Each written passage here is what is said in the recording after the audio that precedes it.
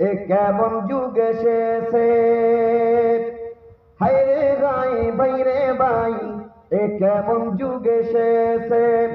স্বামী সন্তান পর করে মোবাইল আপন করেছে, হায় রে ভাই ভাই রে ভাই, এ কেমন যুগ এসেছে। বলবো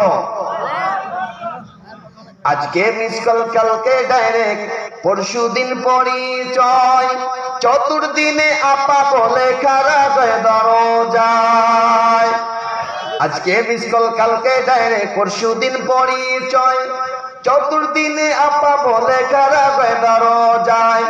স্বামী জিজ্ঞেস করলে বলে, স্বামী জিজ্ঞেস করলে বলে আত্মীয় এসেছে, হায় রে হায় ভাই রে ভাই, এ কেমন যুগ এসেছে। কথা বলেন ঠিক কিনা? আর একজনের সাথে রাস্তায় বসে দেখা হয়েছে, কিন্তু হেরে 3 দিন 4 দিন কথা বলে ঘরের ভিতরে ঢুকাইছে। স্বামী জিজ্ঞাসা করে এইটা কেডা? কয় আত্মীয়, অথচ আত্মীয় না, বয়ফ্রেন্ড। কথা বলেন ঠিক কিনা? ঠিক মতো আহার জুটে না, দামি ফোন তার হাতে, নগ্ন সিনেমার ফোন সেট করে ঘুমায় অনেক রাতে। ঠিক মতো আহার জুটে না, দামি ফোন তার হাতে, নগ্ন সিনেমার ফোন সেট করে ঘুমায় অনেক রাতে। ঠিক কিনা বলেন? এজন্য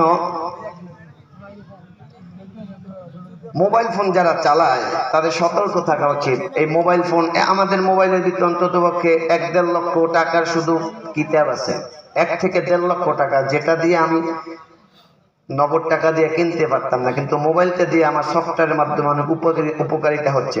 কিন্তু আপনার মোবাইলে যদি এখন কই যে মেমোরিটা একটু দেন, খুলে দেখি কি আছে, অনেক যুবক পিছন দিয়ে ভাগবে যে খিচুড়ি খাওয়ারও দরকার নাই, ওয়াজ শোনারও দরকার নাই, মোবাইল দেখানো যাইব না। কথা কোন ঠিক না? এজন্য মা বোনদেরকে উদ্দেশ্যে